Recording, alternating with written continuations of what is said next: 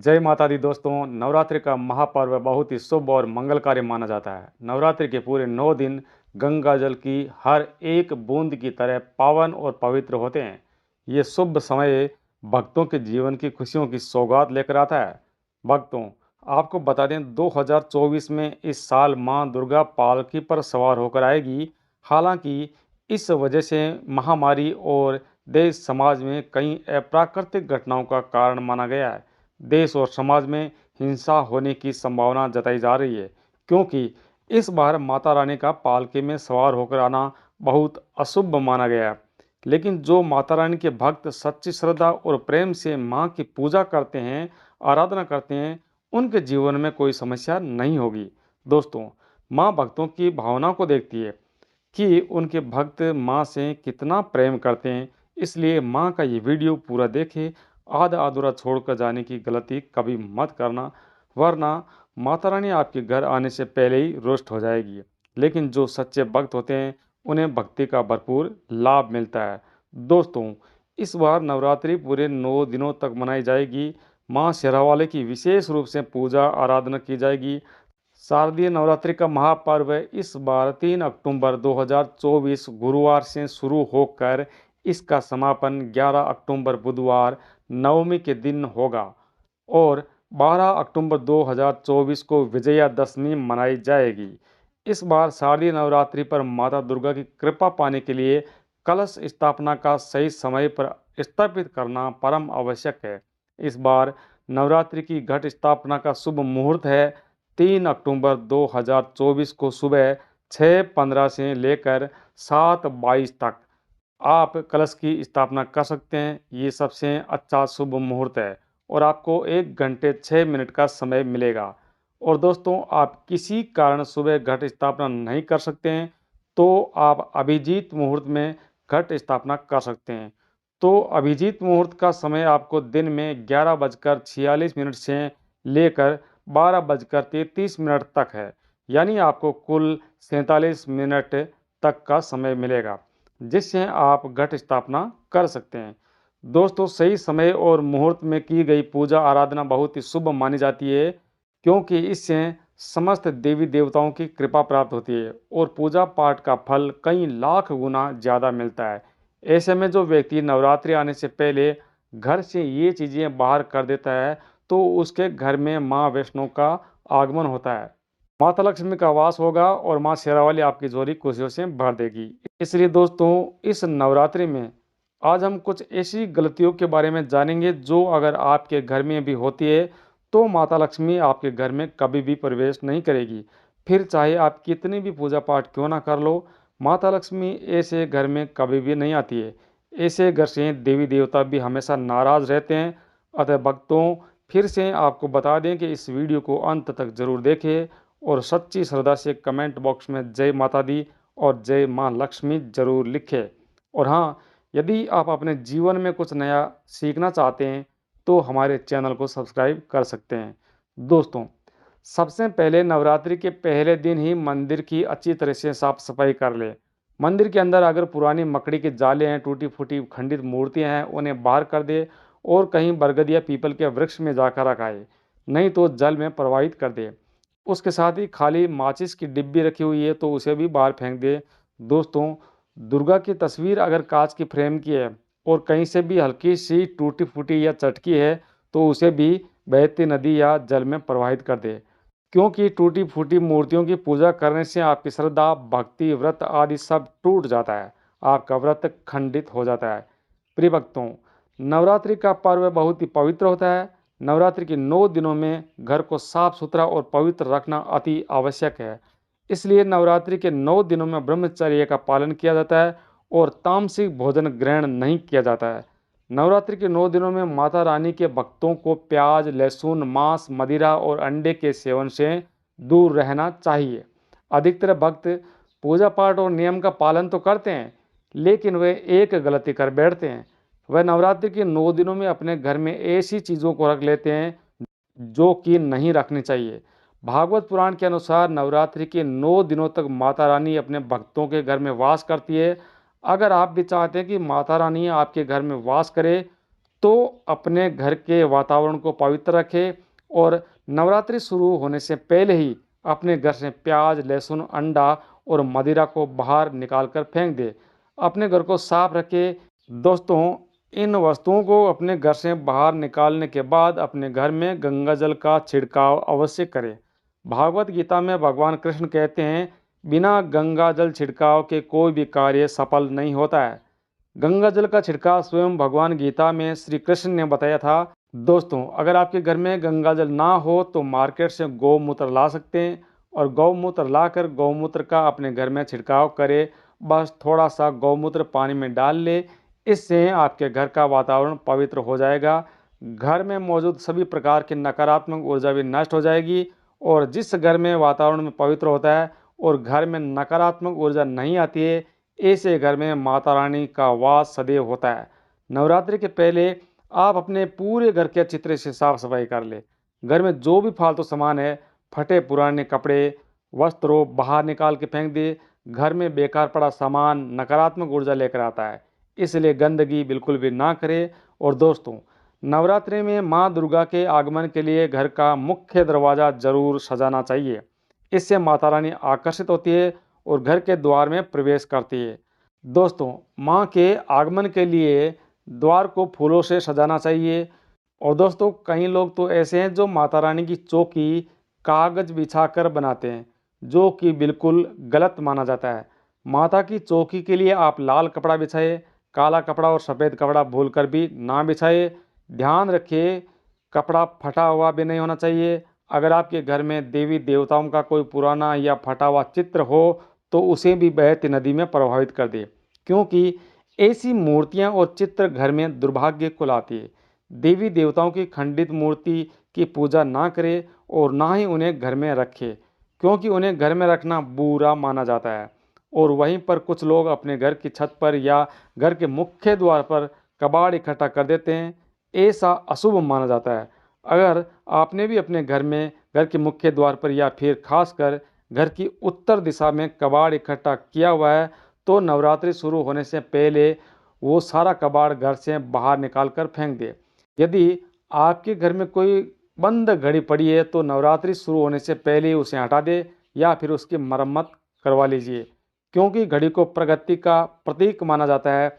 बंद घड़ी समय से पीछे चलने वाली हमारी प्रगति में बाधा डालती है, इसलिए नवरात्रि शुरू होने से पहले ही आप बंद घड़ी को घर से बाहर निकाल दें। दोस्तों, आपके घर के मंदिर में किसी भी तरह का कोई फालतू सामान रखा है, जैसे कि सड़े गले फूल, अगरबत्ती के डिब्बे या माचिस के पुराने डिब्बे, दीपक हो, ऐसे खाली पैकेट मंदिर में ना रखें। या फिर कोई फटी पुरानी धार्मिक पुस्तक या भगवान का कोई पुराना कपड़ा हो या चित्र हो या मुकुट माला जो खराब हो गई है, उन्हें आप जितना जल्दी हो सके अपने मंदिर से हटा दें। नवरात्रि से पहले आप अपने मंदिर की और मंदिर के आसपास की हर जगह को साफ अवश्य कर ले, तभी माता रानी की चौकी स्थापित करें। और आप अपने धन रखने के स्थान की भी सफाई अवश्य करें, क्योंकि नवरात्रि के दौरान माता लक्ष्मी गृह प्रवेश करती है। धन रखने के स्थान पर किसी भी तरह का कोई भी फालतू सामान, टूटा हुआ सामान ना रखें। धन रखने के स्थान को मंदिर की तरह ही साफ रखें। नवरात्रि के दौरान माता रानी की पूजा में कोड़ियों को शामिल करें। माता रानी के साथ साथ रोजाना कोड़ी का भी पूजन करें और फिर कोड़ी को अपने धन रखने के स्थान पर रख दें। ऐसा करने से हमेशा बरकत होती है। अगर आपके पास पुराने जूते चप्पल इकट्ठे हो गए हैं तो नवरात्रि से पहले उन्हें घर से बाहर निकाल दें।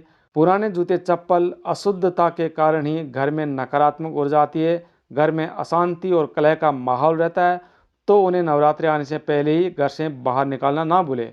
दोस्तों, जिस घर में ज़्यादा गंदगी होती है उस घर में माता रानी कभी वास नहीं करती है।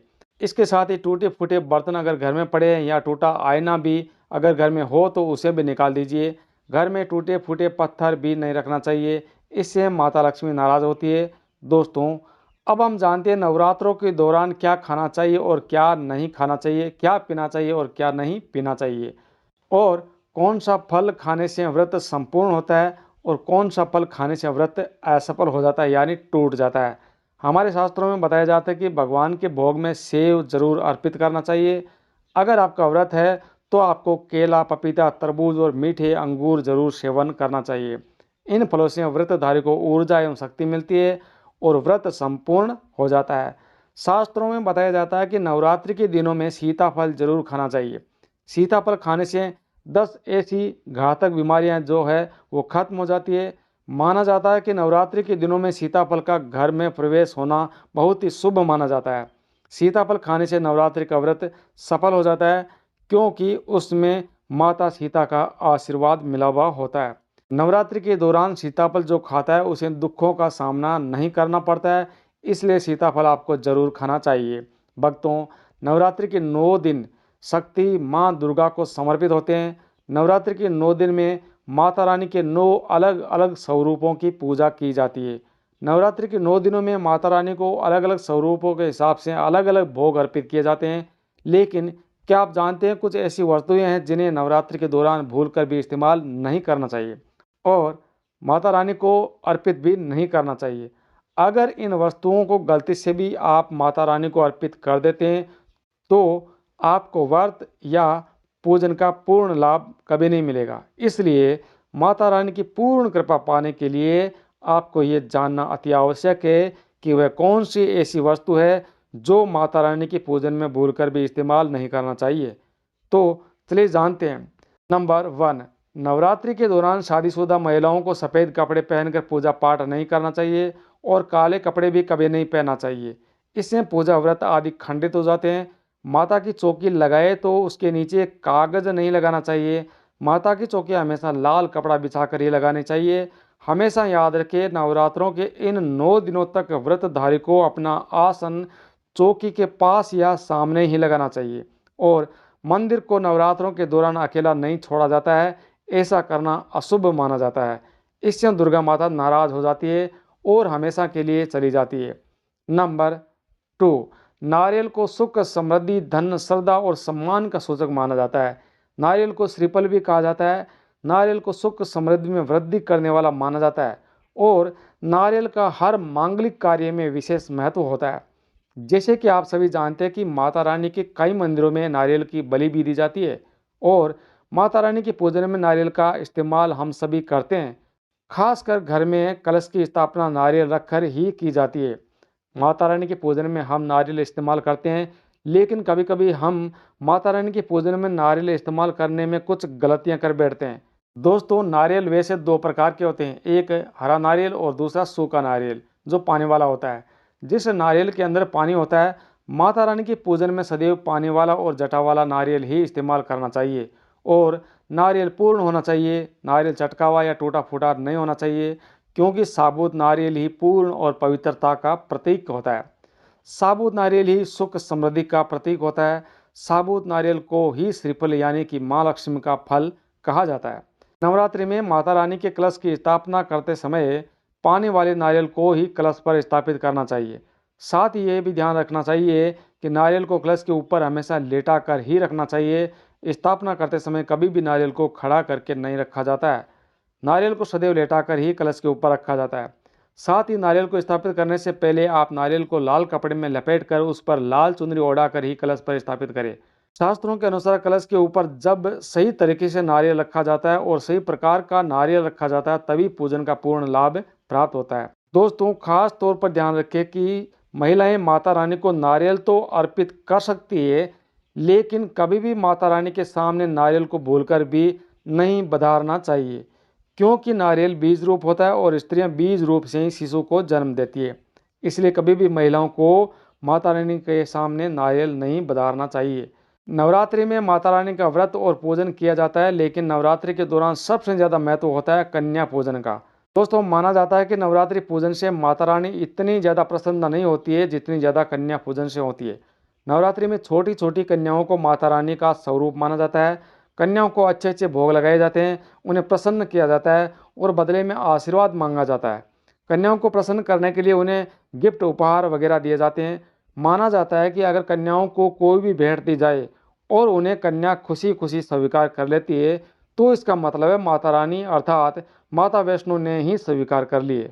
जिन पर कन्याएं प्रसन्न होती है तो समझो उन्हें माता रानी का आशीर्वाद मिल गया और माता रानी की कृपा से उन्हें मुंह मांगा वरदान भी प्राप्त होता है। नवरात्रि में 2 साल से लेकर 10 साल की कन्या होनी चाहिए अष्टमी अथवा नवमी को कन्याओं के हाथ पैर धोकर उन्हें भोजन कराना, उपहार देना श्रेष्ठ माना जाता है। दोस्तों, आपके घर में संपन्नता बनी रहे तथा धन की कोई भी कमी ना हो, इसलिए कन्याओं को आप कोई सुंदर गिफ्ट दे सकते हैं। शास्त्रों में बताया जाता है कि कन्या जितना अधिक खुश होती है, माता रानी आपको उतना ही जल्द फल प्रदान करती है। ऐसे में आप कन्याओं को चॉकलेट बॉक्स दे सकते हैं तथा खूबसूरत कपड़े दे सकते हैं। याद रहे कि काले कपड़े ना दें, आप स्टील के बर्तन भी उपहार के तौर पर दे सकते हैं। याद रहे, कन्याओं को लोहे का कोई भी सामान नहीं देना चाहिए। और जब कन्या अपने घर की तरफ प्रस्थान करे तो उनके चरण जरूर छू लेना चाहिए और अपने मन में ही प्रार्थना करें कि माता रानी हमारी प्रार्थना स्वीकार करे, पूरा करे। सच्चे दिल से मांगे मुराद माता रानी अवश्य पूरा करती है। दोस्तों, अगर आपको जानकारी अच्छी लगी हो तो इस वीडियो को सभी के साथ ज़्यादा से ज़्यादा शेयर करें। आपका बहुत बहुत धन्यवाद।